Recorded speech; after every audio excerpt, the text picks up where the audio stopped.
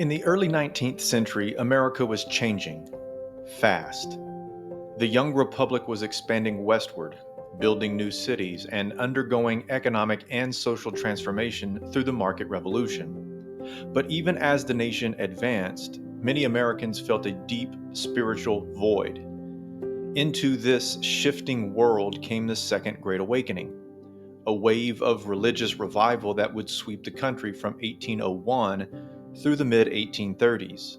It would stir souls, transform communities, and leave an enduring legacy on American culture and society. Today, we'll dive into the causes, movements, and impacts of this remarkable spiritual awakening. Let's get started.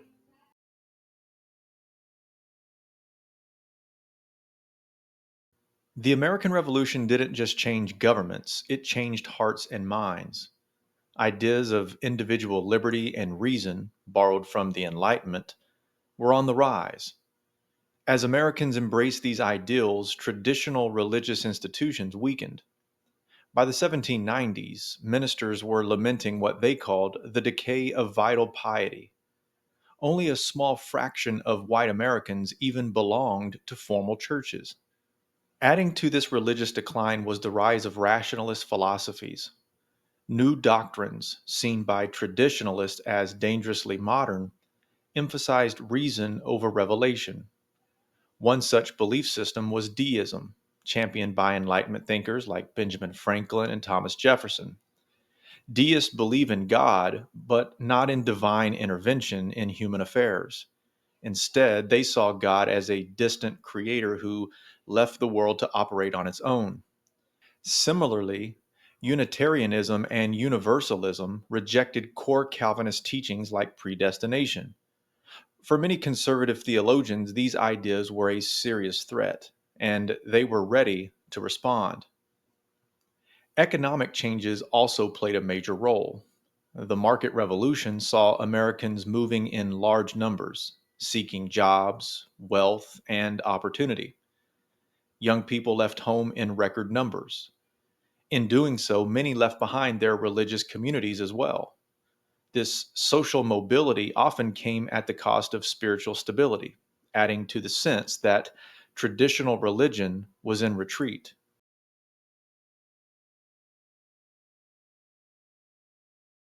In response, a spiritual counteroffensive began.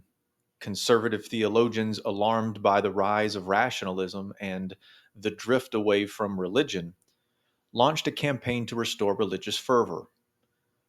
Evangelical denominations such as Presbyterians, Methodists, and Baptists led the way. Each found success in different parts of the country: the Presbyterians in the West, the Methodists in the North, and the Baptists in the South. Their message was simple, yet powerful. Reject the cold rationalism of the Enlightenment. Return to God. Invite Christ into your daily life, and believe in salvation through faith and good works, not through predestination. This message resonated. It marked a major departure from older Calvinist doctrines, and it embraced a more optimistic view of human potential. Revival meetings grew in size and emotional intensity. Crowds sang, wept, prayed, and gave their lives to Christ. The numbers tell the story.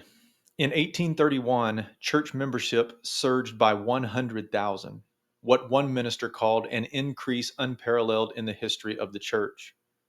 In Rochester, New York, membership doubled in just 6 months. The spiritual flame burned brightest in Western New York. Towns along the Erie Canal experienced revival after revival, so much so that the region became known as the Burned Over District. And no one symbolized this revivalism more than Charles Grandison Finney, the most charismatic and influential preacher of the era. Finney's passionate hell and brimstone sermons drew huge crowds and left a lasting imprint on American religion. But the Second Great Awakening wasn't just about sermons and church numbers. It brought about profound social change. Perhaps most striking was the role of women. Female converts vastly outnumbered their male counterparts. Many women saw their religious participation as an extension of their responsibilities within the home, especially the Christian education of their children, part of what was called the cult of domesticity. But revivalism opened new doors for women, allowing them to lead charitable societies, organize missionary projects, and raise money for religious causes. In Oneida County, a female missionary society raised over $1,000 a year to support revivals in the burned over district. The awakening also made an impact on African Americans, both free and enslaved. In some areas, revivals welcomed people of all races. Out of these gatherings came a new generation of Black preachers who became leaders within their communities. For enslaved people, the message of spiritual salvation resonated deeply and often sparked hope for earthly freedom. In fact, some slave rebellions were fueled in part by the religious ideas circulating in these revival meetings. The Second Great Awakening was more than just a religious movement, it was a response to a changing world. As Enlightenment thinking, economic expansion, and social mobility reshaped American life, many turned to faith to anchor themselves. The revival brought together people across class, race, and gender lines and gave rise to a renewed sense of moral purpose. Its legacy? A nation forever marked by the idea that faith and personal salvation can drive not only individual lives, but collective transformation. This was not just a revival of religion, it was the rebirth of a nation's spiritual identity.